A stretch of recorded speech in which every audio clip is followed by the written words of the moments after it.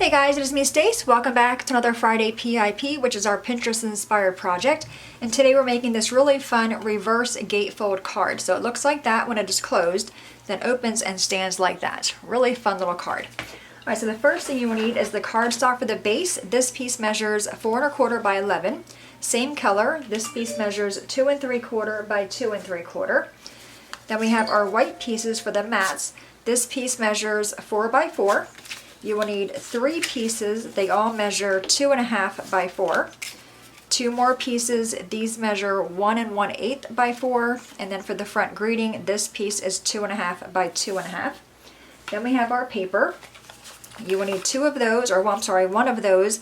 That's 3 3/4 by 3 3/4. 2 pieces that measure 2 1/4 by 3 3/4. Then 2 small pieces. These measure 7/8 by 3 3/4. I will have all this listed below. Alright, so let's first start with our base. We're going to bring in our trimmer and do some scoring. Alright, so we're first going to score this, and again, this piece measures 4 1/4 by 11. We're going to score this first at 2 3/4, and then go down to be 4 1/8.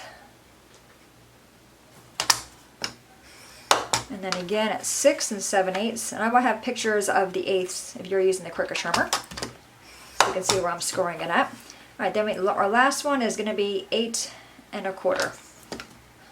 All right, we can set that aside. We're done with that. So there's all of our score marks, and then go ahead and fold on those.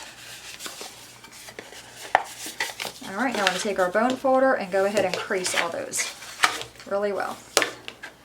And the only thing I did different from the original pin, her paper measured 4 1/8 by 11, and I did 4 1/4 by 11. So that's what our card looks like when it's standing up. Okay, can you see that? Okay. All right, now we're going to go ahead and work on our layers. As I said, there's quite a few here. And I just dropped one piece. All right. So we have our white pieces and our paper. So we have our white 4 by 4. We're going to adhere our paper to that, and this one measures 3 3/4 by 3 3/4. And I'm using my Scotch Advanced Tape Glider. That's just in a layer on top of that. Now if you don't want to use all the white, you don't have to. Just make your paper be the white measurements.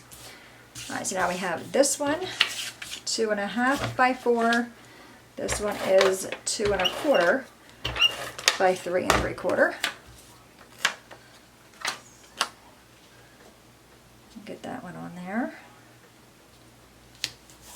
Okay, and our other one.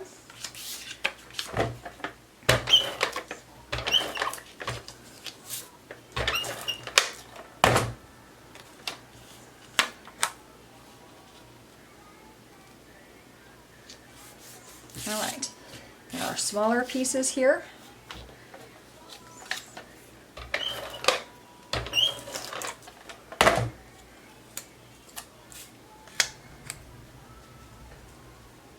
And again, these small pieces, if you don't want to do these, you don't have to either. I'll show you where they go on the card so you can determine whether you want to do them or not. Whoop.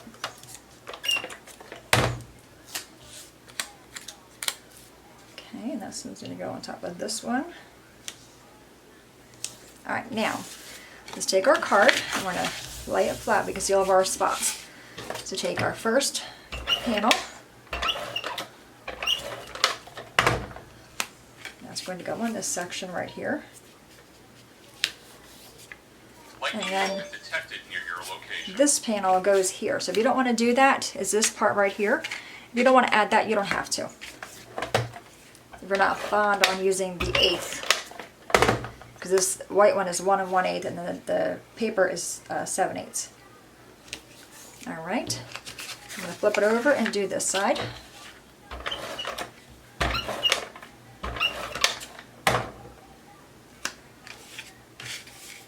Here, and then this one,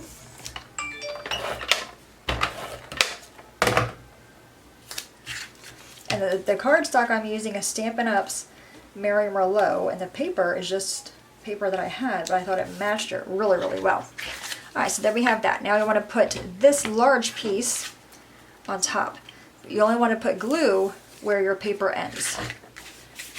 Okay, so I'm just going to have my glue be even with my paper there. So you don't want to go all the way to the edge. And you want to glue this piece versus the paper that's going to go on here, just to make sure you have it glued right. All right, so I'm going to lay this down, hold it with my fingers, and just lining it up, make sure I'm even on these panels here. As close as I can be. So I think that looks pretty good. Okay, so that's how our card looks. Okay, really cute. All right, now on the back, I'm going to do some stamping, and I'm using May's stamp set called Feathers. It's a really fun stamp set. And I have a little bird over here, and I have my ink pad somewhere. I can't get it open for some reason. There we go. Okay, so I'm going to stamp a little bird in the upper right hand corner, and then a little greeting on the bottom. And it says, "Let God be God," or "Let go and let God." Great saying.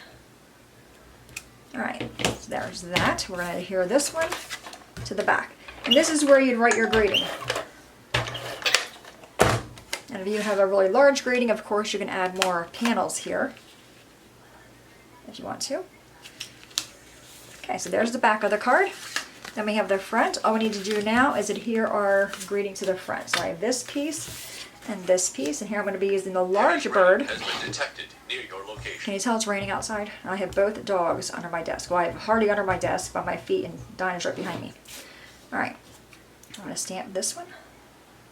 So we're going to get all kinds of warnings because it's raining really hard. Okay, alright, so now we're going to glue this one to the front. So pretty simple, right? Just a lot of layers. But like I said, if you don't want to do the layers, you don't have to. Just make your paper be all the white sizes. But I think you need a cardstock here, unless you're going to use like a cardstock paper. Alright, so I'm going to lay this in the middle. Just like that. I'm going to pop it up.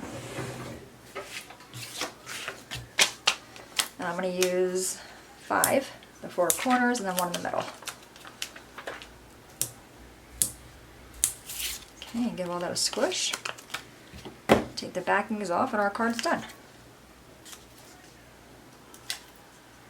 And I'll show you the other one I made using different papers. Alright, so we're going to layer this on top of that cardstock layer. Then a fun little card. And I love that when it folds down, it's the same size as a card, so it can fit in an envelope. But when you open it up, it has that aha factor because it just looks all 3D. And I love that the greeting's in the back, so if it's a personal greeting, it's kind of hidden from the card. Love everything about it. Alright, so this one is done with Merlot cardstock and that paper that I had. This one is done with Stampin' Up's Mint Macaron paper, or Mint Macaron cardstock, a paper I had. So I kind of like them both. I'm gearing more toward this one because I think the images just pop more off of this one than they do this one. This is more subtle and this is more bold. But either way, there you have it. A really simple, Pinterest-inspired, fun fold card. Any questions, guys, let me know. As always, thanks so much for watching. Have a great day, and I will see you guys next time. Bye-bye.